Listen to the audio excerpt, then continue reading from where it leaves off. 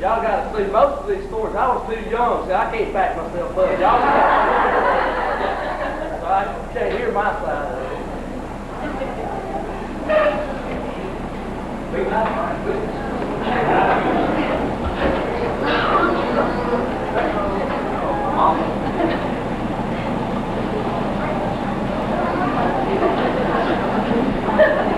Well, I've known Marc all of his life, too.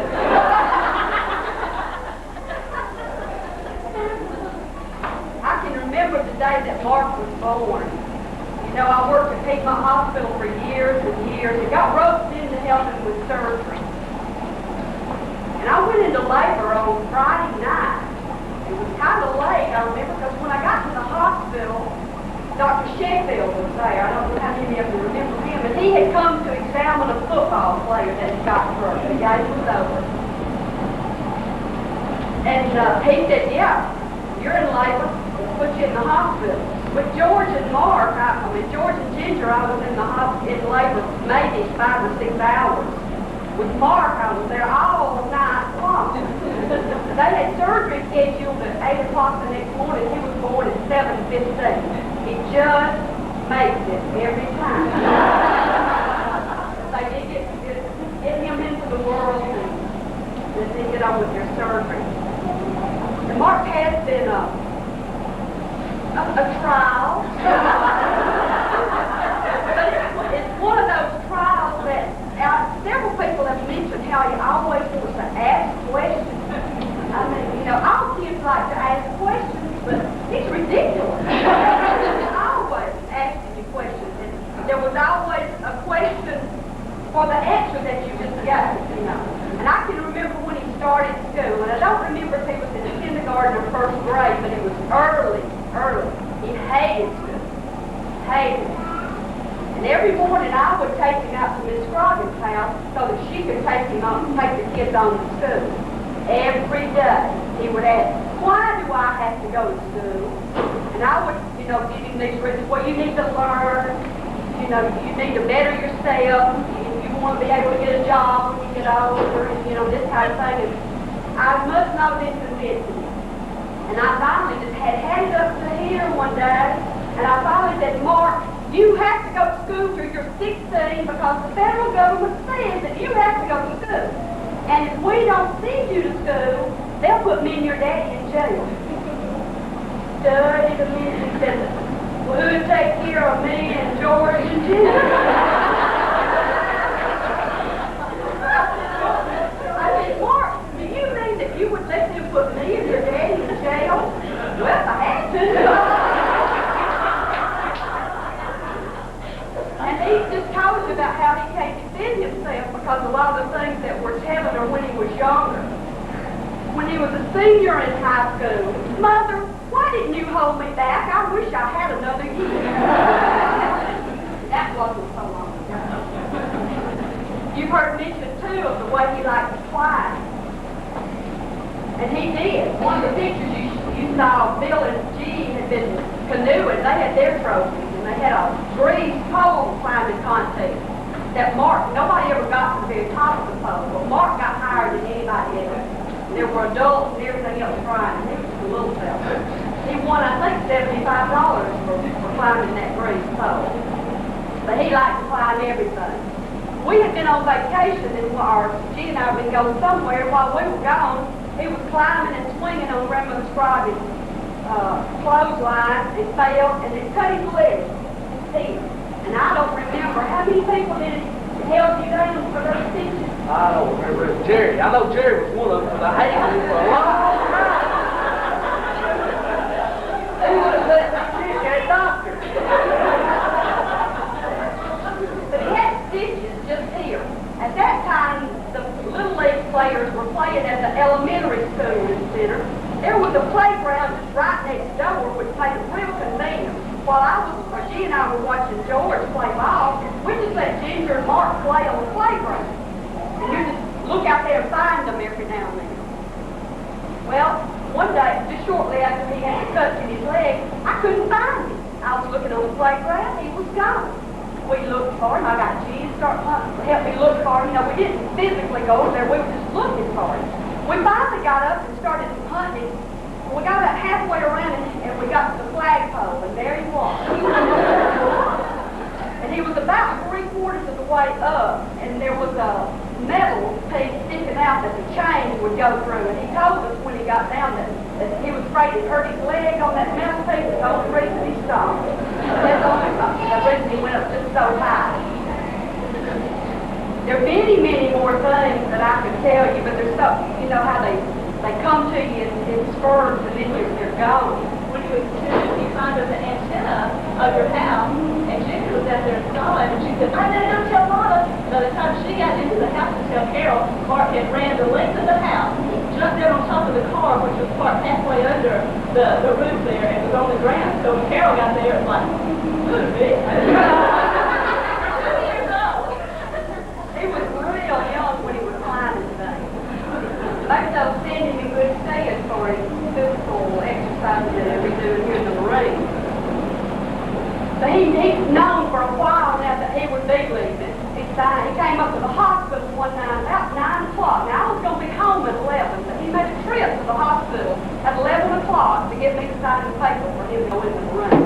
That brings on another thing. I used to get so mad at him because he would call me long distance. Mama, Ginger won't let me turn the TV. Long distance. But just not too long ago, he's known for a while that he was going to be leaving. And just a few days ago, he made a trip to Six Flags with Kirk and his kids. And I guess he knew that I was going to miss him. I told him one of the things I hated about him going in the Marines the most. In fact, the only thing really is that I was miss him. He said, I thought that was the thing you'd like the most. But he knew better. And so he left me something to remember him by. He knew that I would be missing one monkey, so he got me another one to take his place. This is what he brought me. So this will be my mark.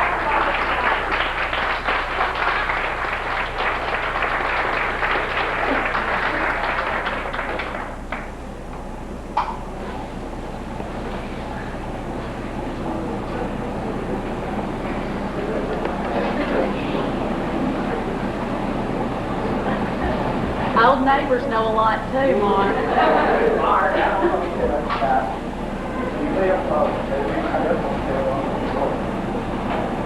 You remember the day you come around and got the jug of water?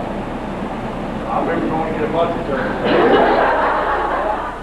They were one day, come up around and got the jug of water, started back home, just poured it out. Got back down the path, and I think he filled it up with their water. They was getting my water because it made better tea than theirs. And he got mine, before he got home, he had it poured out. He filled it up with theirs. We love it.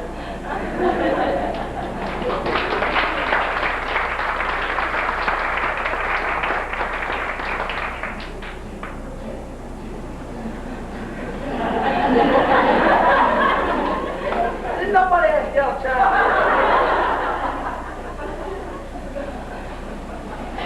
Is there anyone else?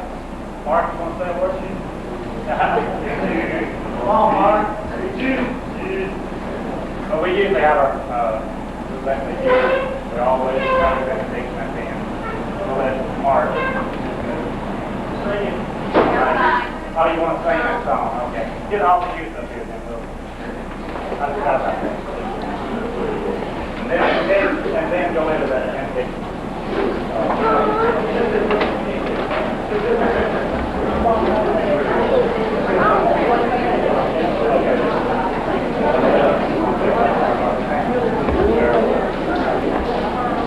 I don't feel like I would have done Mark justice.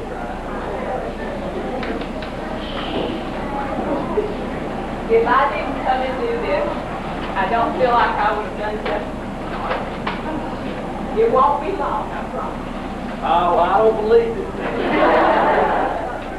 Yes, I've known Mark all his life, and I didn't want to know Mark. I realized I had to because I teach the junior, senior high Sunday school class, But when the summer came that Marc would be in my class, I really thought, Lord, I know you won't put more on me than I can handle.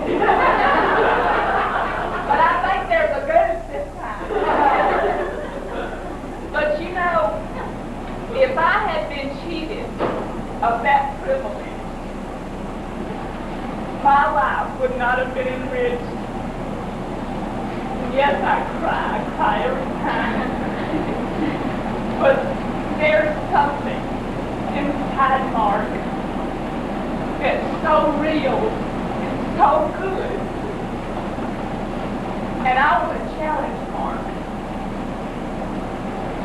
When he's out, when he comes to me, the first time I get to see him, or the second time, I don't care which time it is, I want Marc to be able to say to me, you know, I've won some people to the Lord. Because he can do it. I know he can do it, and I love him to pieces, and I'm going to miss him. And sometimes I wish, you know, I just really wish that I could open him up and just look inside and see what's there. But there's something so special.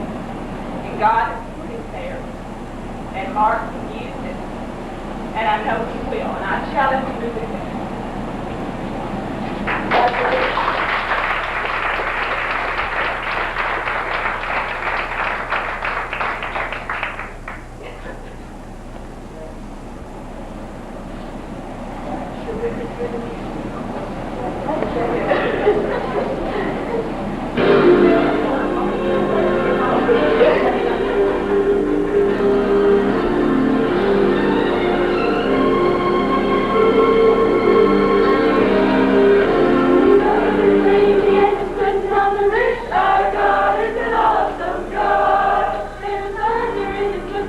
Nothing you